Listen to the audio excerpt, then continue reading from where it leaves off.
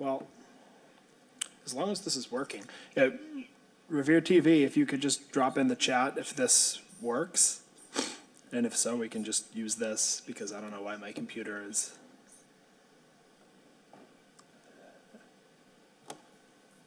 Being the way it is. Okay, Revere TV says good.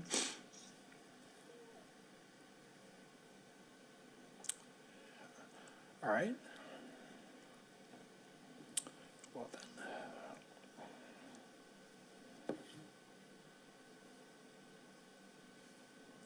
Okay.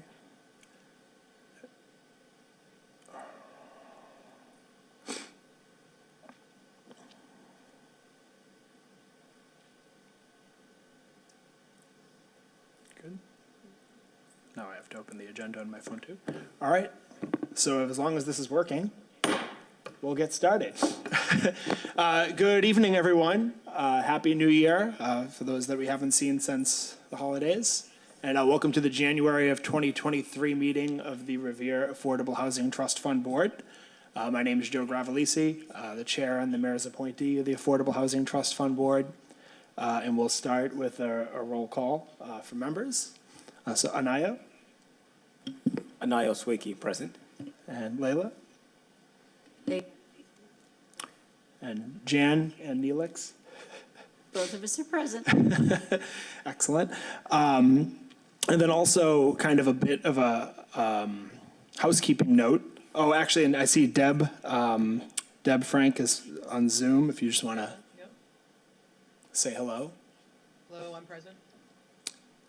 And Deb, I hope you're feeling better. I know that sounds like last time you weren't feeling well. Everything doing a little better now? Yep, everything's good. Thank you. Excellent. Having a little trouble hearing you. I don't know if that's good. Can you hear? No. Okay, we can't hear Deb. Thanks. So if you want to check on that. And then the other member is the city council president's appointee. And so our first little bit of housekeeping tonight is that, first of all, congratulations, on behalf of the entire board to Pat Keefe for being elected city council president on Monday. And also congratulations to Jerry Visconti on his recently completed term. I spoke with Councilor Keefe today, Council President Keefe, and he has the ability as president to either serve on the board or to appoint someone on his behalf. And he said his intention is to serve on the board. He didn't know that this is the day we meet, so we connected with him today. So he's going to start joining us next month, but he's excited to do so. And I think I speak on behalf of the entire board by saying that we're thrilled to welcome him to it and to work hand in hand with the city council, because I think the idea here is that we all have different ideas on sort of what the goals are, what the strategy should be, but we want to all work together hand in hand. The board, the city council, city staff, and making sure that we're making progress on issues related to affordable housing and the things that we can do as a board. So that would be I kind of had as a first agenda item chair's updates, and it would really be, first of all, that we're going to be welcoming Pat Keefe. Also, we're in the process of getting 2 new members confirmed to the Affordable Housing Trust Fund Board with the partnership of the City Council. So hopefully they will approve. But I see Claire Inzerillo, am I pronouncing that correctly, is in the audience today. So thank you, Claire, for coming to check this out. So we hopefully will have both Pat Keefe and 2 additional new members with us for our February meeting. We're just picking up steam and having all this momentum, and we're moving forward. So good stuff. My other sort of chair's update for the last month would be some of the work that I've done in collaboration with Tom. So I think maybe we'll talk about that when we get to his piece. And out of respect for his time, I do want to start with, we have a special guest tonight. So Gary DeYoung, who's the chair of Chelsea's Affordable Housing Trust Fund Board, is here to just share a little bit of his experiences, some of the projects that they've done and supported, and some of the work that they do in Chelsea. As obviously it's a community that faces a lot of similar challenges as we do. And their board is a few years older than ours. So we can learn, we got some examples from Peabody, we got some examples from some other communities, and it's wonderful to have Gary here to share his experiences from Chelsea. So Gary, if you can hear me, if you want to unmute yourself, he's presenting to us virtually. All right. Hey, can everybody hear me okay? Yes, I can hear you. Perfect. Good. Yeah, my name is Gary DeYoung. First, Joe, thank you for inviting me, and thank you all for having me. I'm excited that Revere has an Affordable Housing Trust Fund board. Always great to have neighbors also, involved with the same projects. I'm happy to just take any questions y'all have once I kind of lay out my thinking. But I guess I'll start from the beginning because we are relatively new. I came on the board late 2018, and if I remember correctly, it was started in 2017. It was either 2016 or 2017. And we were started with a $1.25 million grant from a developer in Chelsea who basically made an agreement to make the grant with a former city manager. So at that time, we didn't have inclusionary zoning. There's very little on the books to require that to happen. But again, that was kind of an arrangement that was made for the approval of the development to happen, is my understanding. So that was both a great asset, but also kind of a challenge for us. It was an asset in that the Affordable Housing Trust Fund Board had been authorized by the ordinance. My understanding is it had been authorized for a fair amount of time, but had really kind of lain dormant and hadn't done much, for a number of years. And so when it had that infusion of cash, that really was sort of the impetus to get new people on the board and to really sort of reconstitute it and get it moving again. So the challenge that it created was, $1.25 million was just enough money to really feel some urgency about doing something with that money in a city where we know that we have substantial needs around affordable housing. The challenge with it is, as I'm sure you're all aware, $1.25 million can really go quickly. So there's a question of how to marshal those funds in a way, that would have the greatest impacts, but also was there a way in which we could keep funds coming in, or could we develop a consistent revenue stream somehow, so that it wasn't just the $1.25 million? As we were getting started, we spent a chunk of that money on a consultant, and I'm forgetting their name right now. That was before I came on, but they developed a pretty comprehensive, pretty comprehensive report of affordable housing needs, recommended some strategies, and some of those we actually are still employing. And I guess I had mixed feelings about that. On the one hand, it is very helpful to have kind of a roadmap on paper for you to use. On the other hand, a lot of what was recommended wasn't funded, and it wasn't apparent sort of how that funding was going to come about. So in some ways, I would say it wasn't used as a living document as much as it probably could have been, and that may have been just because of our financial reality that we only had so much money available to us. So I guess a recommendation stemming from that is to start working early with city council. I love it that the city council president is on the board. That isn't our structure. So there's a little bit of it's a little harder for us to kind of organically communicate with the council. Obviously, city council is a really important partnership to have. For us, we have a community preservation committee authorized by the CPA, and we've started working with them for some of our funding as well. For that funding, we need to make a request for a specific purpose and then allocate it only to that specific purpose. So again, it makes some of the longer range planning a little bit more difficult, because now we have spent some of that, some of the original $1.25 million, and that's now down around $900,000. So some of what we have been able to do with the funds that we have available, we started with, when COVID struck, we really kind of leapt into action. Obviously it was all hands on deck for a lot of people during those times. And we, there was another, I think it was the Community Preservation Committee was interested in offering low-income rental support and homeowner support.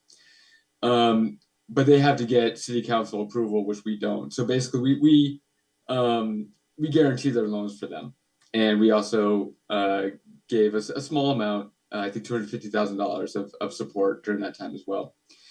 We recently started a senior home improvement program, which is something that has been kind of long.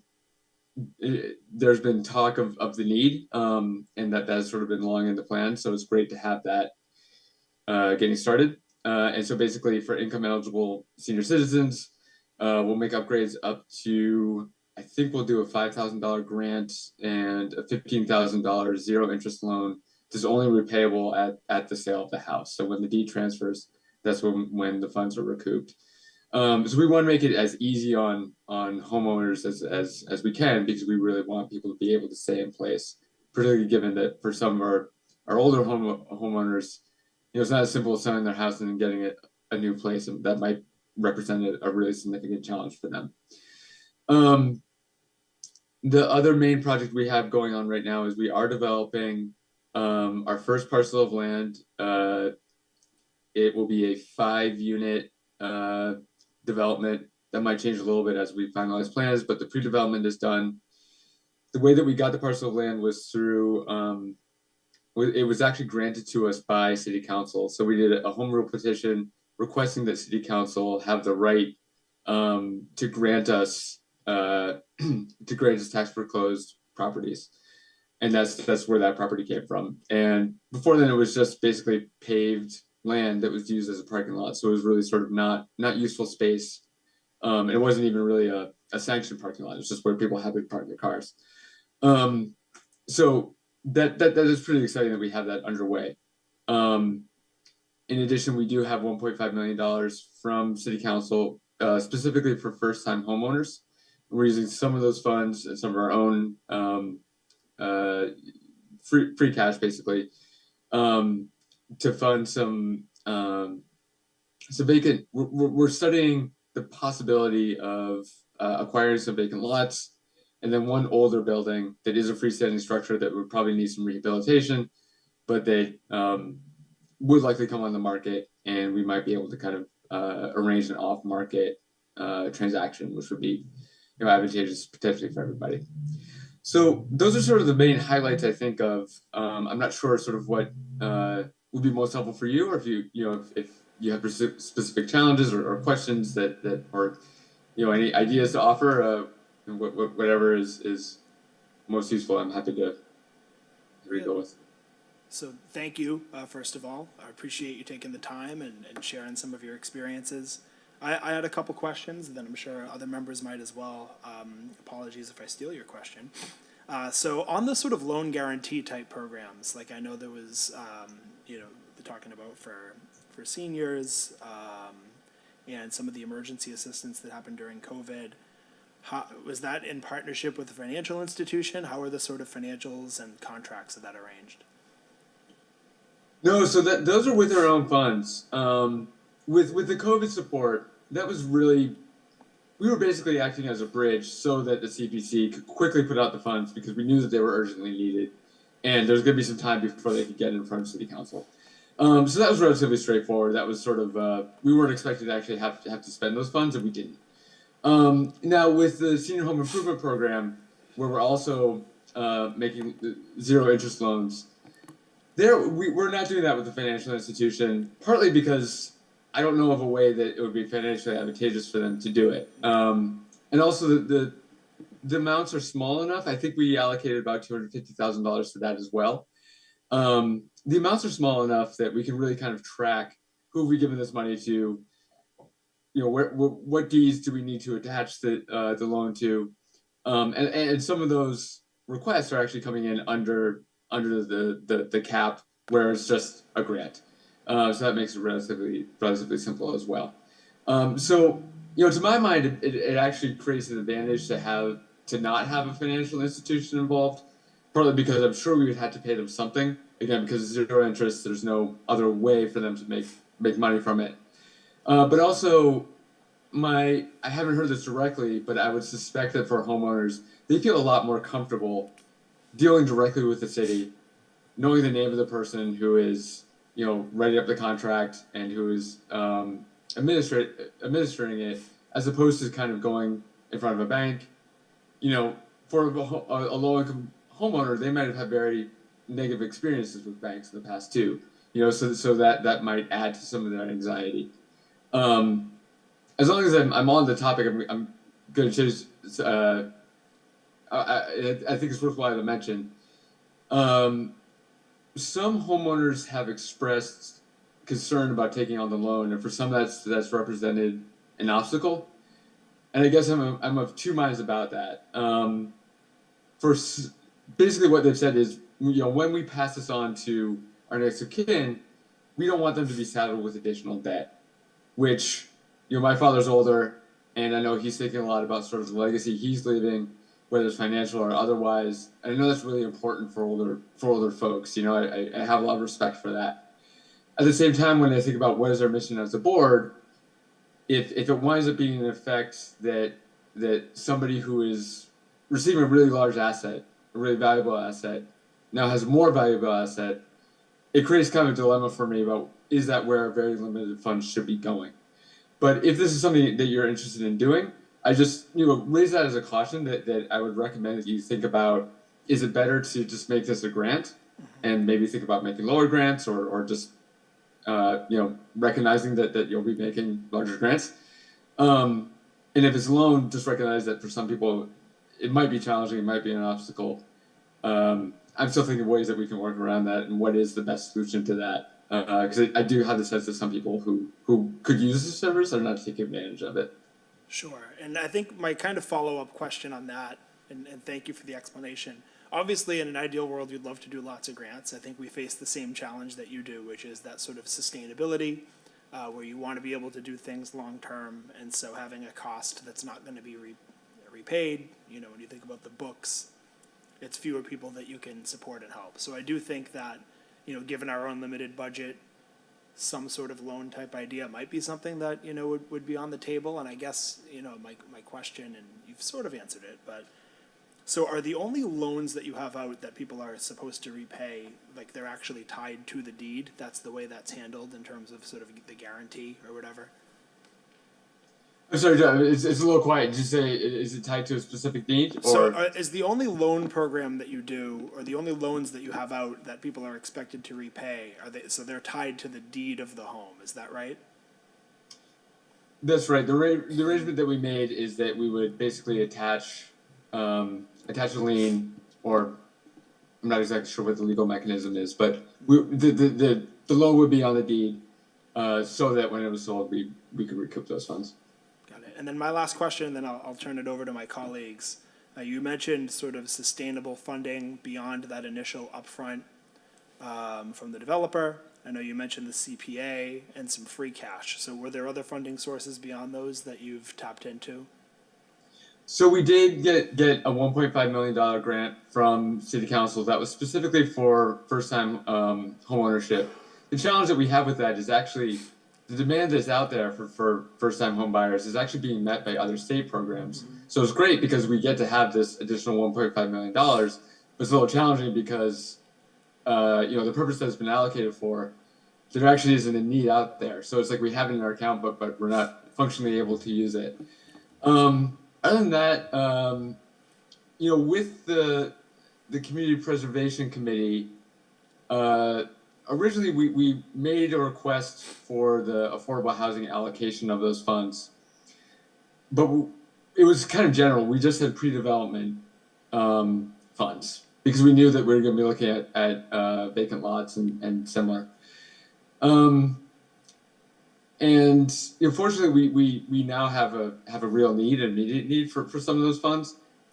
But we knew that we were taking a risk of you know, basically asking for this money and then not using it for a chunk of time, which means that we would lose credibility and be harder the next time that we ask for funds.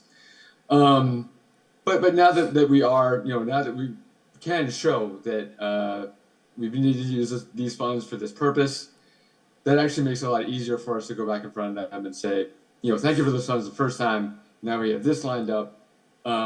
Could we ask for that allocation again? So I have a pretty good feeling about that year over year, but it's a relatively small amount of money. It's $400,000 which is significant, but it wouldn't buy us a home, for example. Sure, and then I apologize, I'm gonna, just one follow-up to that. So when the city council made a specific allocation to support these first-time homebuyer projects, and you might not know the answer to this, this might be more of like a mass housing question or frankly like a lawyer question. But with how it's designed, like how the trust is set up and how the ordinance is there some sort of special like modification to the ordinance that needs to happen to allow a grant to come in from the city for like a specific purpose rather than to be used by the trust fund board at its discretion? Or was that just something that was able to be done without any change to the ordinance? So I know part of the answer to that. Our ordinance says that we can collect funds from any source. Essentially, we can donations are welcome. We can take out a loan, we can buy and sell property, and so we can accept property from the council. Now, I don't know if there's a legal mechanism through which they can say you want to spend this $1.5 million, but that's not first-time homeownership. But politically, from a realistic standpoint. It would be a really bad idea for us to try and spend those money on something else. Yeah. There may actually be a legal way that they could prevent us from doing it, but I'm not sure. That's helpful, and I promise I will shut up since you've been waiting for me to do that. But I think one of the things that I'm really kind of brainstorming on, and I look forward to having Council President Keefe in on this conversation, is, there has been, quite frankly, to call out the elephant in the room, right? Sometimes some disagreement between the city council and affordable housing advocates and others on what support for affordable housing should look like and what form that should take. And so if there are ways to allow the council to really direct, a goal, we may not share all the same goals. If we establish goals, they may not always line up with all the priorities of the council, but if there are a couple, where there's overlap and there may be more willingness to support sustainable funding for something that, it might not meet all of our goals, but it might meet specific ones that also align with the goals of the council. So I think that that's really, really helpful background to know that that's something that you guys did. So I appreciate that. All right, my long-awaited and long-promised shutting of my mouth is finally happening. If others want to ask questions. I'd like to start in the end. First of all, thank you, Gary, for speaking with us about the Chelsea Affordable Housing Fund. Very, very good information. My questions are two, and it does tie into funding. When you guys were initially developing your mission statement, to what extent did your ability to fundraise or the funds available frame what your objectives were in the short and long term? And the second question I have is on communication. You guys are providing great resources to folks who are in need of affordable housing assistance. How best do you guys communicate that? Is it via the internet or in-person meetings? Or that's super useful because, again, from what I've heard you said today, I think it's pretty outstanding. And one of the biggest challenges is folks actually knowing that there are places and resources for them to go to get help when they need it. Thank you. Yeah, those are both really fantastic questions and both, frankly, challenges that we've wrestled with. For the first question, I'm just going to double check and make sure I have it correct. Basically, to what degree do our funding constraints guide our planning in the short and long term? Correct. I think there are two answers to that. We do have that original plan, and that was made with the assumption that we'd get more funding. So the original plan that was developed for us by consultants, it was within the realm of what we could realistically expect to be granted, but it wasn't pegged to that $1.25 million that we had at the beginning. So that's sort of where we could think a little bit more broadly, and where our planning was not tied directly to the funds we had available. I think more tactically, day to day, meeting to meeting, where the limited funds come into play is we wind up thinking, if we spend our money on this, are we going to regret it 3 months from now when we recognize that there's either this other need or other opportunity? So I would say that's how it affects our shorter term thinking. I do think that we are willing to go beyond our current funding constraints in considering plans. As an example, I mentioned the vacant lots and the other currently standing structure that we're thinking about buying.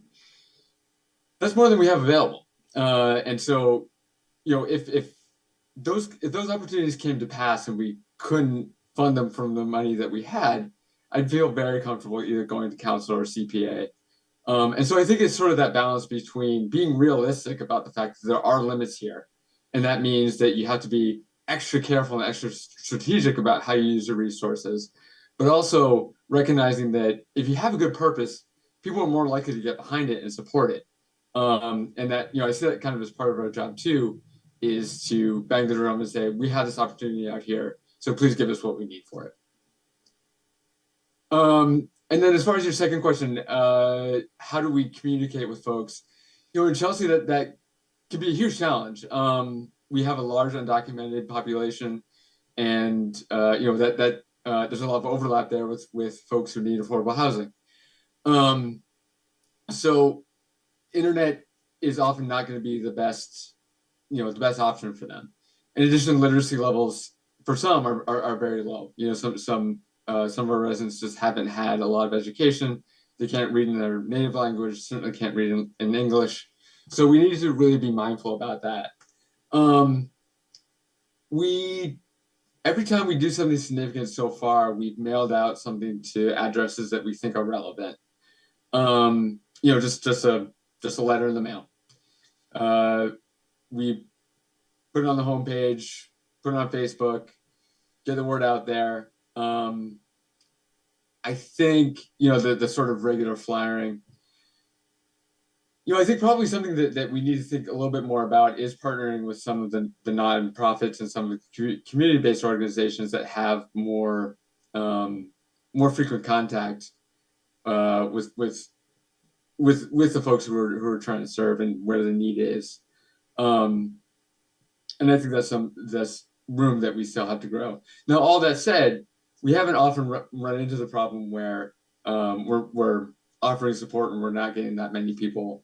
When we offer support, we are getting people who need it or who are requesting it. But to answer your question, I do think we can do better. But we try and take traditional mail, word of mouth, and then the usual internet sources that you would think of. Thank you so much. Anyone else have questions? Hi, Jan Dumas. My question would be, and when you mentioned in communicating, you also mentioned Facebook. Are you saying that your group has its own Facebook page, or are you using the city's page? We actually don't. The city does have a page, and I believe some of our supports have been posted up there. Also, there's an informal. We have a page called Chelsea What's Happening, and it's just run by community members, on a volunteer basis, and some people who are connected with the city either because they're city employees or just because the people who are very actively involved will also be pretty good about posting those types of things on that page as well. But we don't have a Facebook page, to answer your question. Hi. One of the things that I'm a member of several organizations in the city, and some of the things we do are going out into the community, handing out flyers at different events, and generally just even trying to get some kind of positive notification in the papers. Have you found an uptick in interest with your group when you put out the mailings versus when you put things out on the internet?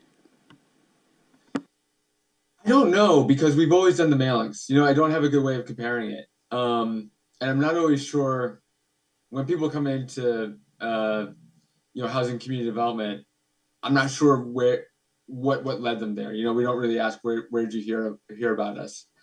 So I don't have a good answer to that, and I'm sorry that I don't. So Jan, I'm not sure if you had another question, or, all right, so I see that Deb, who's with us on Zoom, has a question, so we'll go over to her. We can't hear you. I don't know if they can hear on the, yeah.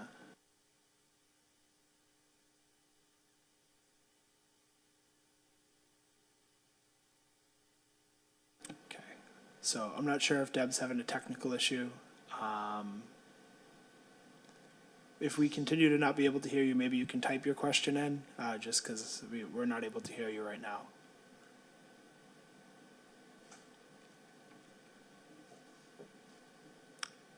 So I think she's gonna type her question, and I'll read it out, and then maybe, I don't know, Deb, if you can figure out what's going on with your microphone, hopefully we can get that fixed.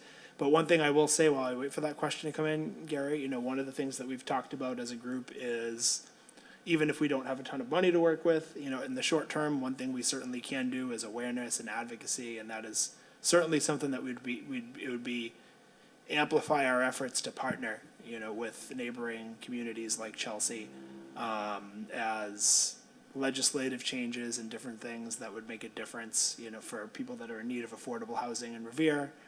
They're going to be quite similar, I think, some of those needs and things that we need to advocate for in Chelsea. So Deb, apologies for the technical issue. I'm going to read out her question. Deb said, sorry, having a connection issue.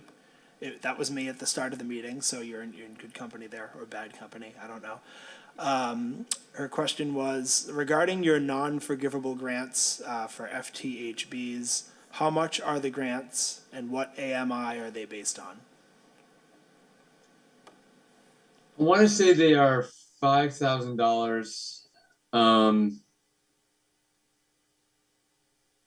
But now, yeah, I'm not remembering. It's in the $5,000 to $10,000 range. I can look up. Actually, Joe, I'll email you the answer. But I'm not remembering off the top of my head, and I'm sorry that I don't. And then this, I assume, is supplemental to anything that they might qualify for, for state programs or from banks or things like that. Well, I don't know to what degree folks are aware of those and are taking advantage of those. So maybe not. Basically, what we ask for in terms of documentation is, one, some documentation of need. We need some evidence of how, what's their age, and then basically an estimate, and the city will work with them on that. The city doesn't require that, to my knowledge, the city doesn't require that they've sought out other sources, and I would imagine that some haven't, just because awareness might differ in terms of what's out there. Got it. In terms of area median income, this one is 80%, particularly because it's homeowners, and because we know that you have to have a higher income in order to qualify for that. Got it. Thank you for Or that. excuse me, you have to have a higher income in order to be a homeowner, and so our qualifications are a little higher than sometimes it would be. That makes sense. Deb, did you have any other questions? Nope. So Sina. So, and this is kind of a good segue before we get into Tom's piece, because I think one thing that, Layla, you had a question? Go ahead. Hi, how are you? My name is Leila Petrie, and my question is how Chelsea works with the housing stakeholders. I'm sorry, can you say it one more time? How Chelsea works with the housing stakeholders. How does Chelsea work with housing stakeholders? Yeah. So, it's in Chelsea, we have a pretty robust network of community-based organizations. We have the neighborhood developers, who definitely would be considered a stakeholder. They're a large nonprofit developer. And then we have La Colaborativa, which does a lot of direct services with lower income folks.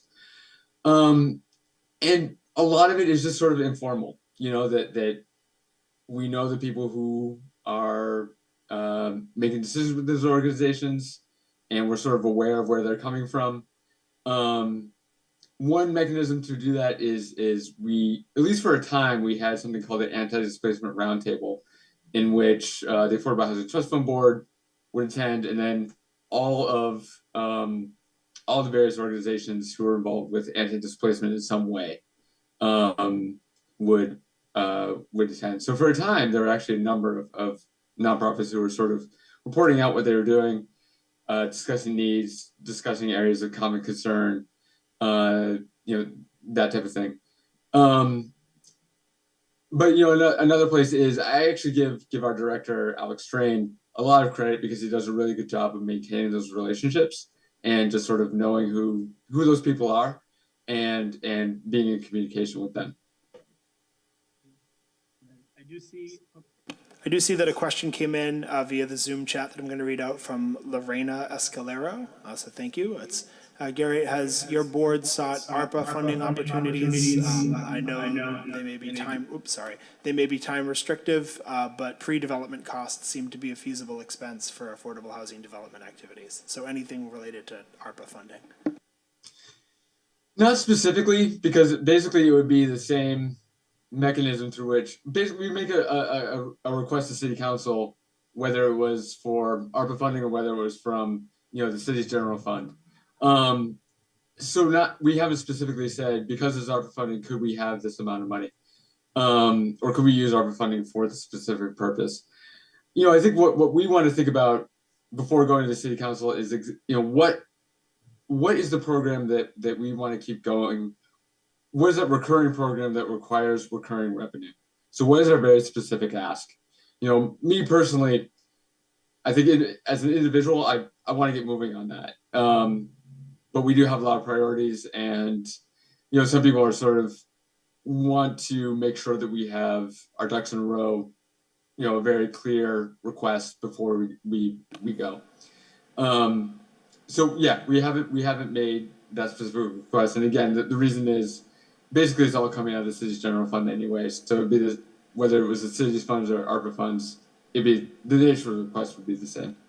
Well, thank you, Gary. Does anyone else have any questions for Gary? So thank you for taking some time. I appreciate it. I look forward to our continued collaboration.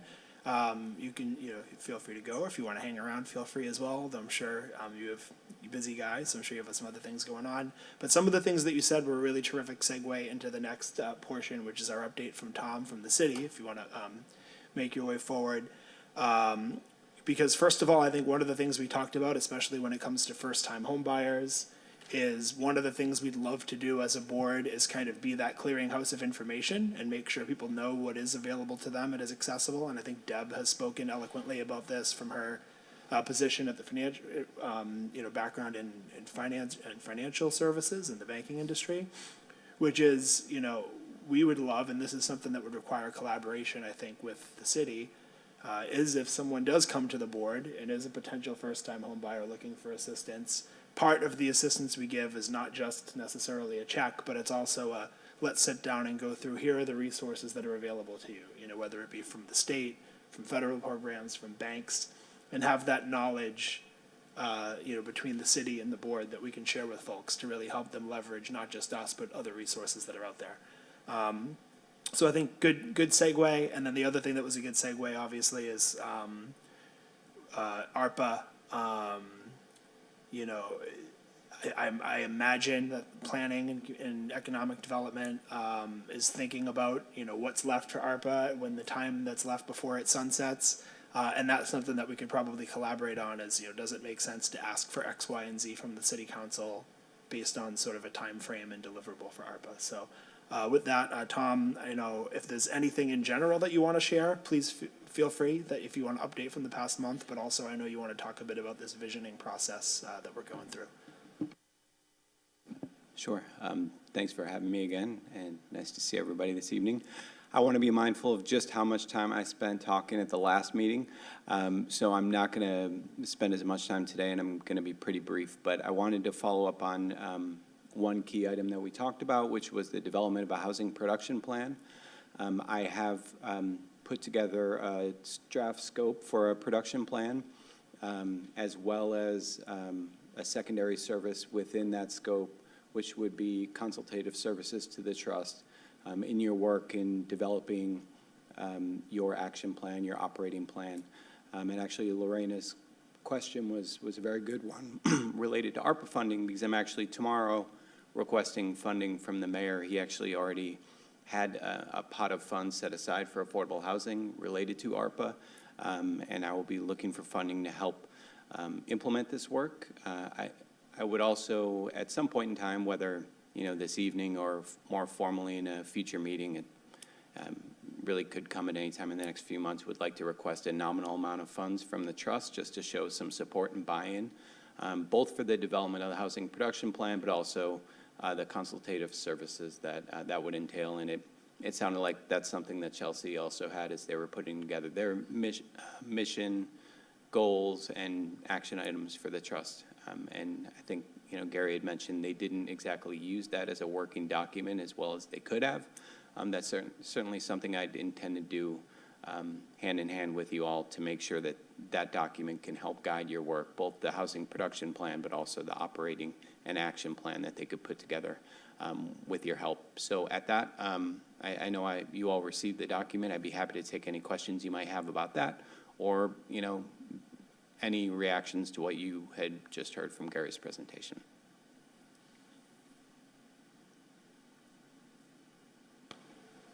My first quick thing I will say is that I think in terms of putting in a request for funding, I think maybe just before the February meeting agenda, if there's an amount that you think makes sense, if you want to, put that request and send it in to us, and we can put that on the agenda for the next meeting. Sounds good? So, other thoughts, questions on this? Yeah, so I think maybe if you could just talk through maybe timeline, what the steps look like, and how you plan on, using these consulting services to help put together this plan, and how we can be part of that process too. Sure. So, the housing production plan is really a community-wide plan looking at the development of housing, specifically with an eye towards 40B compliance, making sure we're meeting our affordability requirements within our housing stock. But as it was noted within the scope, the goal would be for this consultant not just to take a look at our existing planning documents, such as our master plan and other housing planning efforts that we've undertaken within the department over the last 5 to 10 years, but also working out in the community, having community meetings, specifically meeting with the trust, both for the purpose of developing a production plan that really meets the needs of the community, but also gathering some insight on how to really put together that operating, the set of operating principles and action strategies for the trust itself.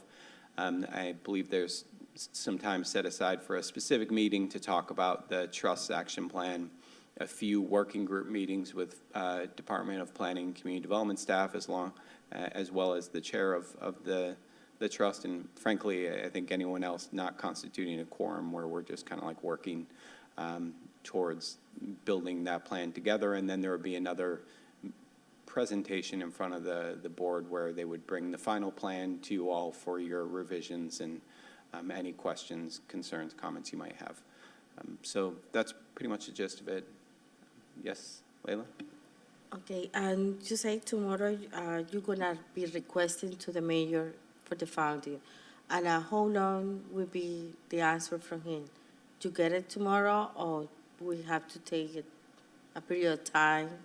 So tomorrow I'll be presenting to just a small committee of municipal staff that present their recommendations to the mayor, and generally I understand he makes his follow-up within a week or two. So I think by the time I came to the February meeting of the trust, I would have an answer as to if it got funded, and if so, at what amount. So including Zoom or attendees, any questions about this so far?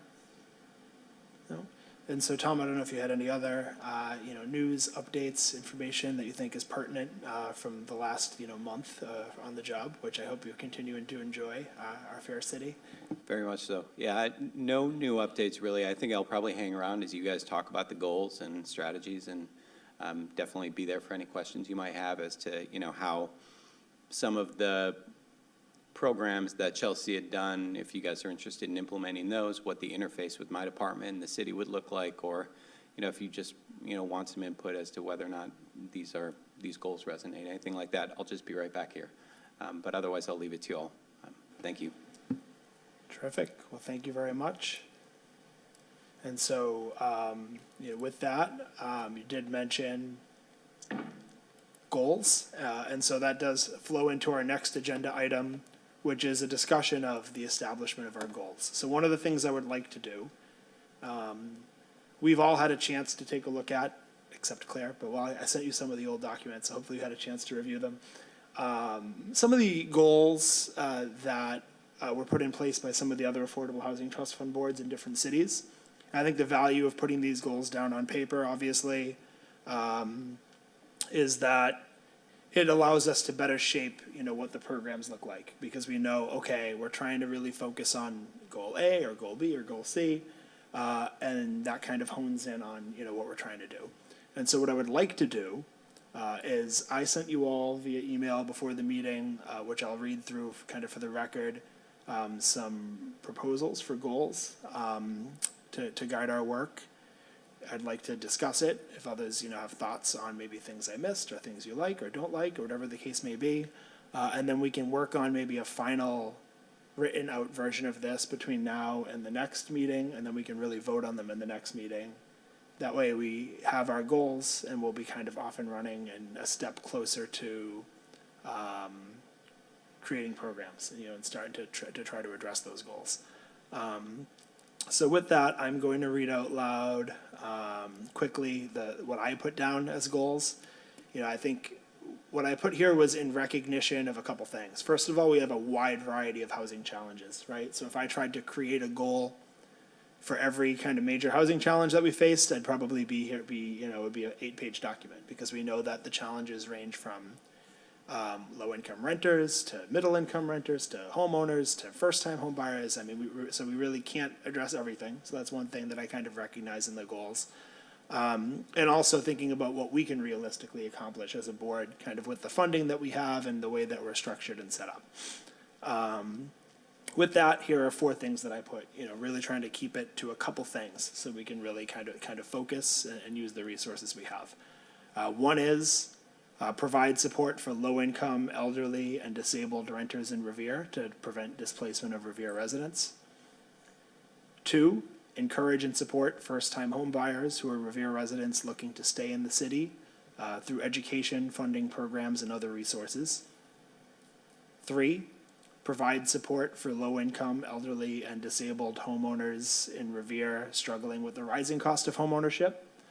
And then 4, and this is kind of 4 for a reason, which is that I think it's, with the budget we have, more aspirational, than anything, but, something that obviously should be a goal. Encourage the preservation and or creation of deed-restricted affordable housing for residents at or below 80% of area median income through education and advocacy, which we can do right away, or as well as in the long run through directly supporting those efforts. So those are the kind of the 4 things that I put out there. Would love to hear folks' reactions, additions, subtractions, questions, thoughts, and maybe we can just go one at a time. Don't feel like you have to say a lot or a little, whatever kind of comes to mind. So, Anayo, if I wanted to start with you. First of all, thanks a lot for putting all the work into and the collaboration that you've done to get us started in this effort. I think all 4 goals are outstanding. However, just in order of, priority, or at least dual feasibility, I think number 2 is pretty good, because it's very specific, it's broad, it's got a nice framework, and it doesn't constrain us to just financial activities. The idea of communicating the resources that currently exist for affordable housing can in itself be a project. That itself can be a major accomplishment if we can get folks aware of what currently exists. That way we don't have to so much be, again, constrained by financial limitations that we have. And also, there's an aspect of fundraising. I think the reason, again, why I think number 2, in my views, it's the best for us is that, 1, it's a nice framework. 2, we can focus on non-financial assistance. And 3, it does allow us for a foundation, because I think where we are now, building a foundation of public awareness is probably just as important, if not more so, than financial assistance. Layla? You good? Okay, Jan? I also had a question about number 2. Were you mentioning and supporting first-time homebuyers? It's a lovely idea, but are we aiming at single-family homes, or are we aiming at, say, a duplex where it would become an income property later? That's a really good and important question, not something that I had thought of, so maybe something we should maybe hone in on. To me, we can go in two directions with this. So first of all, I would not want our definition of first-time home buyer to exclude like purchasing a condo, or purchasing a piece of multifamily development, because often that's the best home ownership opportunity for someone that's like working class or younger. So I would not want programs or goals to be focused specifically just on folks, purchasing single family. But I do think you raise a valid concern about, we don't necessarily want to be funding someone's like purchase or renovation of an income property. That's not that that's not a perfectly, valid thing to do, but it's just not necessarily in the wheelhouse of what we're trying to do as a board. So I think I appreciate the question there. And I see Deb is unmuted and she might have, particularly helpful thoughts on this, especially given your experience. I just wanted to add a follow-up there. I've seen in my own community where residents have had their apartments sold out from under them, where it was a homeowner in one unit and a tenant in an affordable housing unit. And the homeowner decided to sell, and the tenant was not in a position to make an offer. So it's important to me that we find some way to save those people who have had tenancy in apartments for a full generation, and suddenly they're sold out from under them, and they have no way of saving what has been their home. Yeah, that's definitely something that is a huge issue, particularly in communities like ours that are seeing this sort of increase in interest and folks kind of coming in and purchasing properties. Question for you, and I know the answer is probably both, and this might be kind of a Tom question too, are these units that were like deed restricted affordable housing, or, just generally like they were a little bit more affordable, but the new person wants to come in and raise the rent? How has that looked in your experience? What it's looked like in Shirley Avenue has been where it's a two-family home, and it's been owner occupied for many years, and because it hasn't been updated and it might not be, a really good, what people would be looking for now for housing.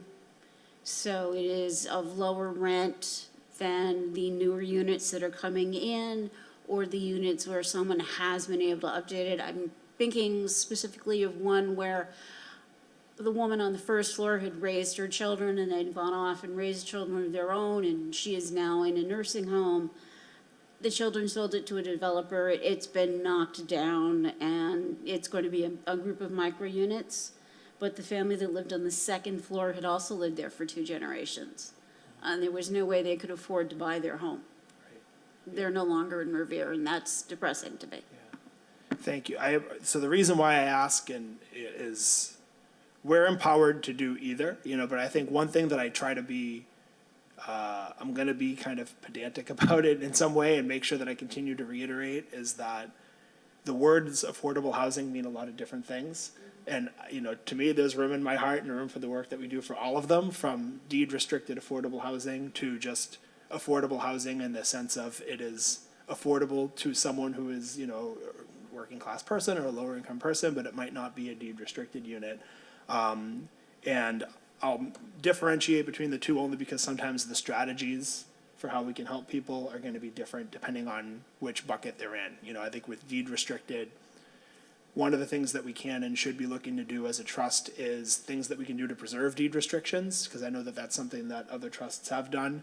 So, for instance, a new owner comes in and buys like a 2-family, and maybe the other unit was deed restricted, or someone was there was a Section 8 tenant or something, and having some sort of mechanism by which the trust keeps that deed restriction or ensures, or some sort of, funding to make sure that, someone who's like low income or Section 8 is able to stay there. Versus in the type of situation that you described, that might be more of like a emergency, rental subsidy type of program, whether it be for someone to be able to afford the increase in rent that might come when a new owner comes in. And the micro units example wouldn't be a good example because they actually knock down the structure, but like I'm imagining a situation where, and I imagine this is pretty common, there's a 2 or 3 family, a new owner comes in and buys it, and their intention is to do a lot of renovations, put in new appliances, all that, which is nice. But then they may say, okay, this unit we've been renting for $1,500 a month, and now we want $2,200 a month. And the person who was living in there at $1,500 a month, they're not deed restricted, they're not eligible for quote unquote affordable housing, but all of a sudden a unit that was affordable to them is now unaffordable to them, and the inventory of units that are in that price range that they were at before is small, right? And so I think those are 2 different scenarios that are both important, but they need kind of different strategies to address them. So that's why I so Leila? Okay, I have one concern. Sometimes I understand when the homeowner for the 3 families or 2 families, they make renovations and they up the price. But I know, especially on the Beach Street, the houses, they are not renovated. And they have the same price, the apartments, like a new one, like at the same price for the new apartments on front of the beach. It's unbelievable that they charge a high price for the apartments that are not renovated. And I think if, I don't know if they have the inspection, sometimes they are, they are not updated or have the problems inside for different things, like the pipes or something like that, and the homeowners never changed or updated, just up the price without renovation. This is no makes sense. Yeah, and I think, and I want to make sure that Deb has her, I see that she's unmuted, so I'll turn to her. But one thing I think that this ties into our sort of educational role that we can play and some of the partnership that we can do with the city is I imagine, in an ideal world, and I'm looking at Tom because I know we don't always live in an ideal world, but if we had, some of the staffing that we've talked about with like housing stability officer and like an office of kind of housing resources, one of the things that I think could be done, again, ideal world, and maybe we could help with this, is have someone or ones on city staff that, work with people that are renters to understand, and educate, kind of what their rights are, but also like, are they getting a reasonable deal, right? I mean, I think that there's really probably no government entity in Revere that I'm aware of that maybe someone could go to for that. You're kind of going on Zillow, you're going off of, but you have to have those technical skills to do that research. I know that some communities do have, and obviously we're talking like a Boston, they're much bigger, so they have more staff, but, being able to have that resource that renters could come to and just see and compare, is this a reasonable price? Because I think that often what does happen is people do get taken advantage of maybe because they don't have the information that other people have. That's my soapbox a little bit, but I think that that's something that we can think about as a way to accomplish these goals is to use our kind of education capacity there. So Deb, I apologize. I see that you've been unmuted for a while. And hopefully we can hear you.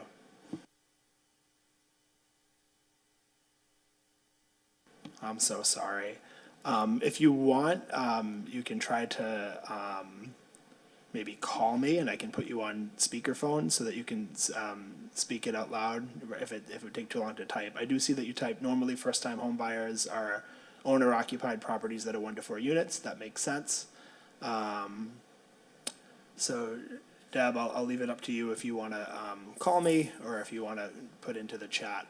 While I wait for that, does anyone else have any thoughts? And I'll also look to the audience here and folks if they on sort of goals and how they might align with what seem to be community needs. Just an add-on to the current conversation, you're right, there is an abundance of needs and ways in which resources should be allocated to help folks. But it's important also to recall to understand the constraints we have. And as a mission statement, at least at the very first pass of this, I think it's super important to keep our ambitions relatively modest and short-term goals achievable. As Gary mentioned in Chelsea's plan, they certainly were able to expand as resources and experience increased, but to take on more than what the board can do at this particular time may not be the most efficient use of what we can do. For sure. All right, so let's see. Any other questions, comments? You know, Deb, I'm not sure if you wanted to try to drop anything else in. Otherwise, we'll move forward to the next item of the agenda, and we're kind of closing in on the end. So it's a good segue, because we talked about the work that we're going to do moving forward and kind of starting to get into the nitty gritty. So, you know, when it comes to goals, I will send out another email to the group with this document that I had put out. And my ask would be over the next month to send in your own, you know, language suggestions, additions, subtractions, order suggestions, whatever the case may be. And then we'll come back with a document and we'll ratify it and we'll be off and running, which will be terrific. So I do want to move on to a couple things that I think we should try to at least talk about, even if we're not quite ready to go all the way yet, is officers and subcommittees. And I think these kind of tie together. I think it would be helpful if someone was interested in serving as vice chair, you know, because, you know, if I get hit by a bus or something, you know, that person could serve as chair. That would be great. So I don't know if anyone was interested in nominating someone or offering themselves up to be nominated to serve in that role, and we can talk about whether that has other responsibilities too, but I wanted to put that out there. You can think about it for next time, or if anyone is interested in that, you know, now, feel free to weigh in.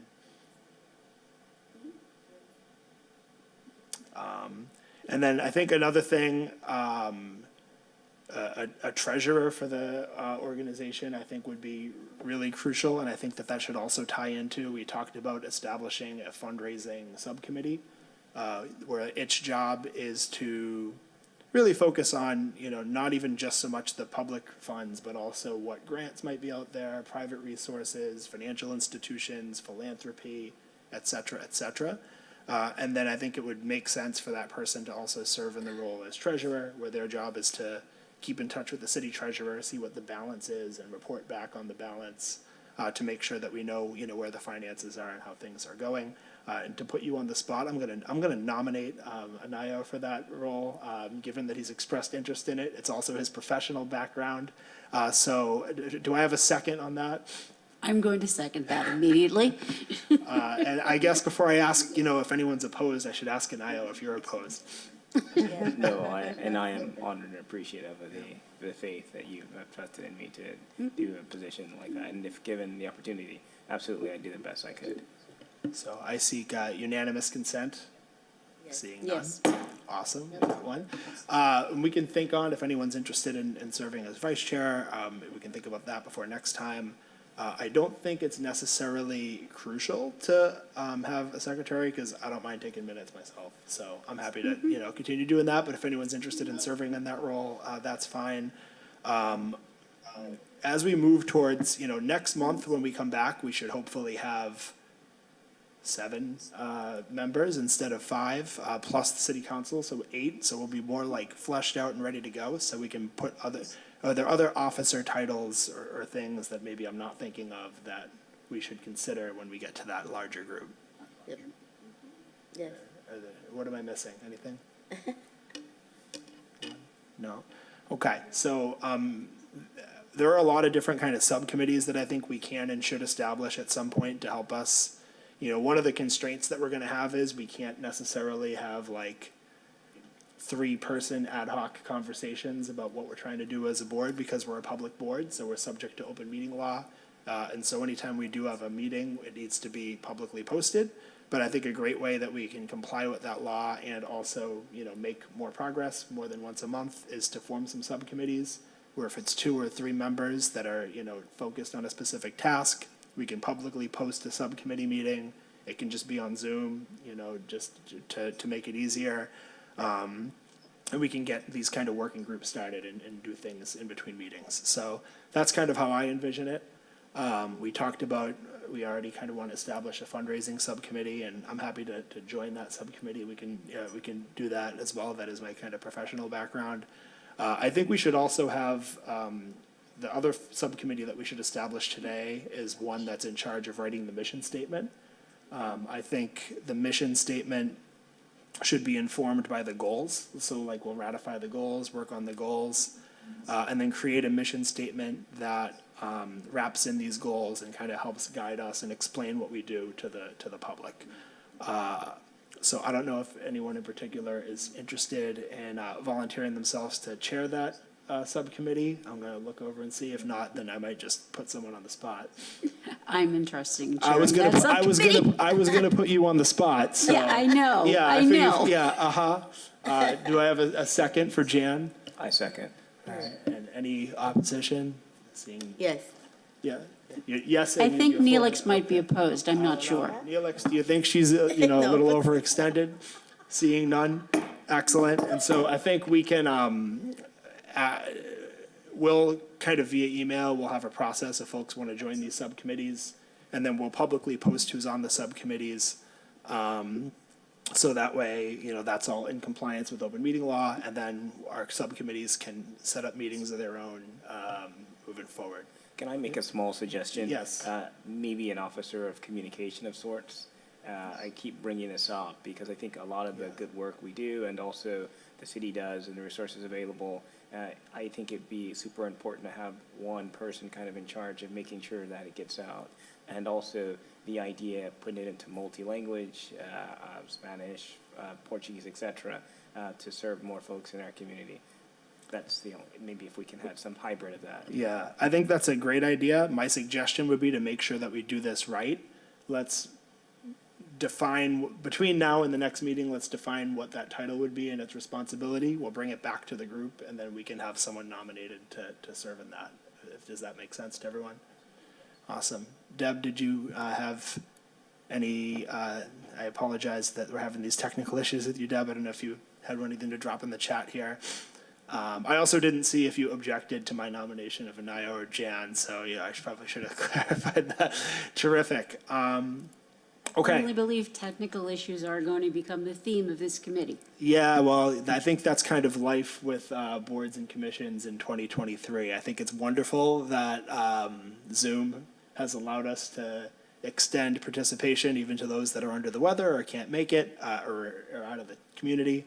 But technical issues do crop up from time to time, and that's okay. Any other thoughts on, I have a lot of thoughts long-term on what different subcommittees could be, but I think for now, in out of respect for time, are there things that you think are time-sensitive that we need to be working on like a subcommittee basis? Any thoughts on that right now? Well, we do need some kind of an outreach committee, as you said.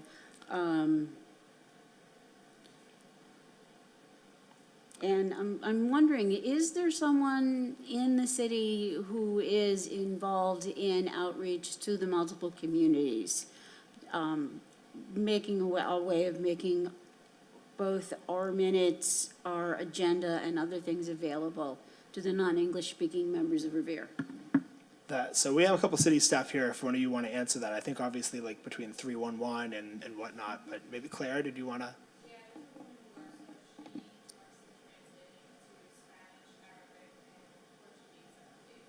And so Claire, I think even before or in absence of your confirmation, maybe I would use you as a resource to connect us to translation so we can make sure that these are always translated into multiple languages when we post them. So I'll email you about that.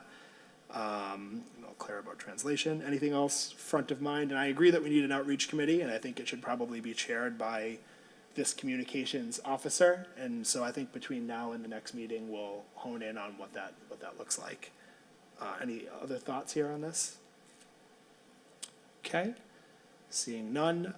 Then next and last piece we have here is public comment. So open, if folks want to make comments. I see that Lorena is on Zoom, and we also have a gentleman here in person in addition to Claire and Tom. So does anyone either on Zoom or in person have any public comments they want to come up and make?